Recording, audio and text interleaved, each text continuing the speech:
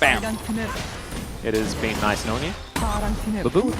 He's diveable, and now the satchel's going to come through, and that is going to be first brick for Genji. Oh. Down there as it's... Oh, can he do it? Oh! He did it! 13:59. Got that final plate. That was a photo. During the summer playoffs, superstar AD carries like Viper, Gumayushi, and Berserker were relegated to Ziggs duty. Fans were outraged that teams would have mechanically gifted players play such a boring champ. But because AD carries were so powerful in mid, it made a lot of sense to have an AP damage source elsewhere, and Ziggs filled that role very well. Poke comps were also very meta this summer, and teams that drafted hard engage, which usually counters poke comps, were out-kited just because of how powerful disengage was. As a result, we saw teams draft Ziggs along with other poke champions like Smolder and Corki, where teamfights would be decided by a poke war miles away from each other. With Ziggs remaining a high prio pick at Worlds, let's analyze how the best teams in the world played Ziggs. In the early game, the common strategy for Ziggs was to get as many turret plates as possible, as well as getting first brick money. Ziggs has two abilities that makes him the best champion at destroying towers. Ziggs' passive empowers his basic attack with increased damage against structures, and Ziggs' satchel can execute turrets below an HP threshold. It became obvious to everyone that Ziggs thrives in early game lane swaps, because he can outpace any other AD carry to destroy turrets. If done correctly, this would lead to insane early game leads, or a big chunk of the gold lead was due to turret plates, like in this match of T1 versus KT. T1 got 13 out of 15 turret plates before 14 minutes, giving Ziggs 1k gold, which doesn't even include first brick money. Let's now take a look at how early game Ziggs strats are executed. In this game between Genji and D plus Kia, a lot is going on. Genji initiates the lane swap by sending Ziggs top and Garen bot, but D plus Kia countered the lane swap by having both Nasus and Seraphine go bot to dive Garen. But D plus Kia absolutely fumbled a dive, since Garen is so tanky and they barely have any kill threat with Nasus and Seraphine. Meanwhile on top side, Genji shoved top and looked to base instead of hitting the turret and getting plates. But this baits Kingen to TP top, and he is punished since none of the Genji players actually based, and he dies for first blood. And right after Kingen spawns and walks back to lane, surely, this time, he can safely catch the farm under his turret. Wrong. Genji camps him for a second time and kills him again. With this lane swap advantage, Genji gets first turret with Ziggs at 7.5 minutes. At 12 minutes, Genji pressures the bot tower, and D+ wants to fight back and stop the turret destruction madness. Moham engages on Canyon, but Keen responds with his TP, and with 5 Genji members bot, they force their way to a second turret. And at 17 minutes, Genji uses Rift Herald to secure mid-outer tower. This 4-1 turret lead is what largely contributes to Genji's 4k gold lead. In Game 2 of the regional qualifiers between T1 and D+ Kia perfected the early game Ziggs strat. At 6 minutes when grubs spawn, D+ Kia sends Ziggs and Nautilus top to secure grubs and rush down top outer turret. Kingen even stays top to double down on this turret racing strategy. Meanwhile, Zeus is wasting his time topside because he simply can't farm during a lane swap. D+ Kia severely outnumber him 4-1. On the other hand, T1 has prio bot side, and they get a free dragon in response. Zeus can only sit at his inner turret as dozens of minions are dying to the outer turret.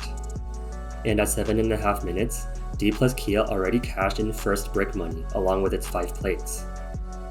T1 is starting to get nervous about the lane swap, so Carrier runs top to help Zeus collect the farm he desperately needs. But D+ Kia do not stop sieging, and they continue to hit T1's top inner turret. Carrier tries to push D+ Kia away with his Alistar combo to let Zeus farm in peace. But D+ Kia responds with a Cassante W knockback, and then a Q3 knockup, and a nasty Ziggs satchel that interrupts his Jack's Q and kills Zeus. With their unrelenting 4-man lane swap, D+ Kia also draws owner topside, and finally, D+ Kia ends their tower-taking frenzy with a 1.5k gold lead. But joke's on T1, because after the reset, D+ Kia sends 3 members up top again to siege the inner turret. A fight breaks out and Moham is picked off by T1. But it doesn't bother D plus Kia, because they continue to secure all 6 grubs with their massive topside prio. And finally, just before turret plates disappear at 14 minutes, Aiming TP's bot to destroy the bot outer tower as well. With the early game coming to an end, D plus Kia have a 1.5k gold lead, with a big chunk of it coming from the 11 turret plates they secured compared to the 5 turret plates for T1. It is also common to see Ziggs teleport to join a dive to get kill gold and tower gold, like here when Aiming TP's top to dive Zeus and get the top outer turret. And here when Elk TP's top to dive Breathe. This also gets first brick money for BLG. And later the same game, Elk TP's bot for a 4-man dive onto Xiaohu. Like bank robbers, BLG knock out the bank teller, which is Xiaohu, and then take the money from the vault, which is Weibo's bot inner turret. The best teams in the world know that this is how you play Ziggs in the early game. In the mid-game, teams with Ziggs often choose to not fight at objectives, but rather trade the objectives for turrets. This is because if Ziggs doesn't get enough poke before the teamfight starts, they may feel like they can't win the fight. For example, in this clip between T1 and KT, T1 are refusing to dance at Dragon.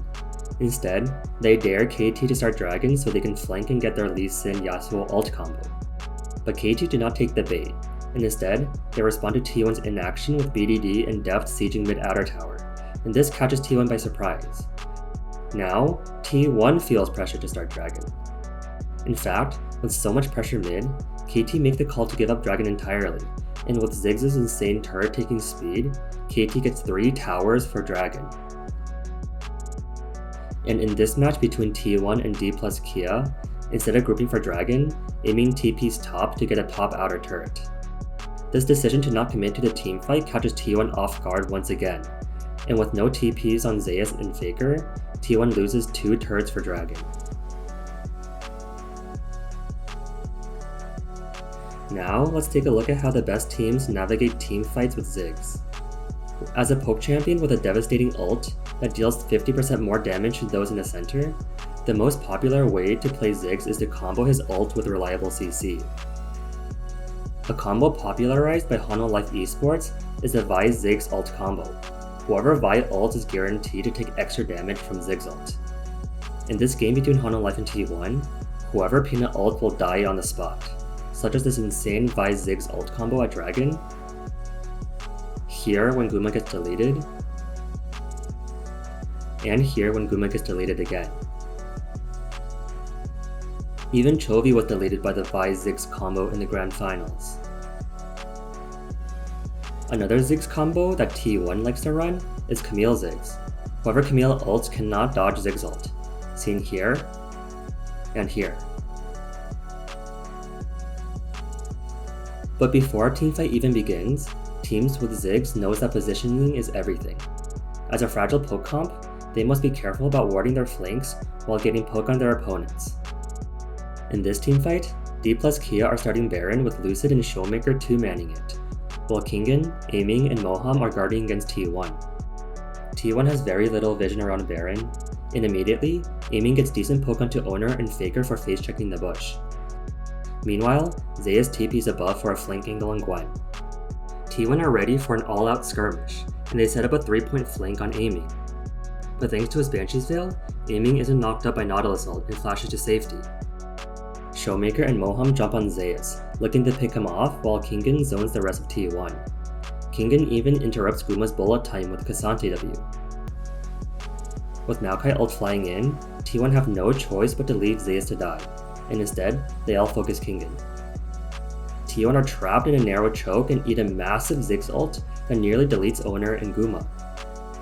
This ult does so much damage that Aiming easily gets the most damage out of anyone in this teamfight. D plus Kia chase down the rest of T1 for an ace, and their death timers are long enough for D plus Kia to end the game. In this clip, both teams are ready to fight at Dragon, but notice how Genji is surrounding D plus Kia from all angles, while D plus Kia are grouped together in the river. With a 3-point flank on the horizon, Keen is ready to turn up the heat, and he makes contact with Moham. Canyon is also ready to fight and uses Maokai ult. With Lehens flanking from the left and Chovy flanking from the right, D plus Kia have nowhere to go but up. Here, D plus Kia are checkmated. Kingen and Showmaker are rooted and focused down by 4 Gen G members, and they are not receiving any help from the other 3 who are retreating. Meanwhile, Chovy is hitting them from the side. So Lucid, Aiming, and Moham have to make a decision, whether to help Kingen and Showmaker or deal with Chovy, either of which will be losing. They go all in on Genji's frontline, but in a cornered situation, Chovy and Paze get free damage onto D plus Kia's backline. Lucid and Aiming desperately flash forward, only to be hit by the edge of the Ziggs ult. In the aftermath, Chovy and Paze have been untouched. They chase down everybody, and Chovy gets a triple kill for his amazing flank. This teamfight will demonstrate how methodical and boring gameplay is ideal for Ziggs to win teamfights. Both teams have arrived at Dragon, but with a poke comp win condition in mind, Genji has no interest in starting Dragon or starting a teamfight. Instead, they choose to sit back and throw poke until D plus Kia force them to do something. So for the next minute, we see nothing but dancing. And this dancing has gotten so stale that Chovy is getting mid inner tower for free, putting pressure on D plus Kia to do something. But nothing happens and Chovy regroups with Genji. But I argue that with TP, Chovy could have continued sieging the inhib turret to maximize the pressure on D plus Kia. But let's get back to the clip, and we see that both teams are dancing once again. And Moham evidently feels pressure to do something, but is met with brutal poke from Genji. Genji is very happy with the amount of dancing. They are all full HP, while D plus Kia is dying a slow death. Eventually, a teamfight breaks out with Showmaker riding to Leo wall and dying instantly. As the fight is taking center stage in the Dragon Pit, Paze remains focused on everyone and gets a perfect ult on 3 D plus Kia members looking to jump into the pit, but they all die from Canyon's Skarner ult. This sit back and do nothing but poke playstyle is how the best teams play Ziggs. We now go to the Summer Championship winning teamfight for Hanwha Life. Once again, we notice that there's a lot of dancing and not much action. This is because Hanwha Life wants to get as much Ziggs poke as possible before the fight starts. Neither team wants to start Dragon because honestly, starting it puts you at a positional disadvantage. Your location will be known and you're more susceptible to poke in a devastating engage. So now, we have reached temporary stalemate, where both teams have a lurking flanker, a poke champ spamming their abilities, and frontliners who know it's not worth to put themselves in harm's way. Both teams continue dancing and doing nothing, so I'm skipping this part.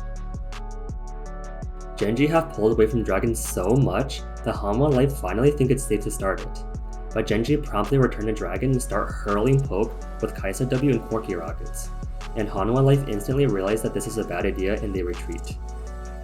More poke gets thrown from both sides until now, when Doran gets a massive flank, and Peanut mistakenly uses Vi ult on Canyon. Meanwhile, Paze ults into the Dragon Pit to help Keen burst down Zeka's Yone. But Zeka gets a clutch Yone Q3 knockup onto Keen and Paze, and like turning on a switch, everybody on Hanwha Life now has their eyes on Paze. Viper gets a huge Ziggs QW combo onto Paze that brings him down to half HP, followed by a Rel ult. Paze is first to die, and with their perfect picture teamfighting, Hanwha Life win the fight to become LCK champions.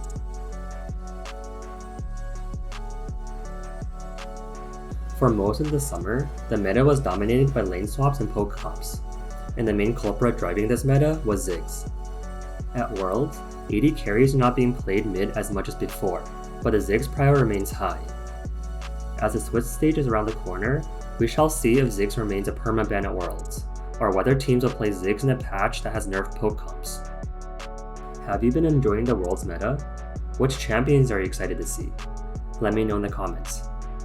If you like analytical content like this, please hit the like and subscribe button for more. I also have a Discord server where you can chat with me and other analytical viewers. The link is in the description below. Take care and see you in the next video.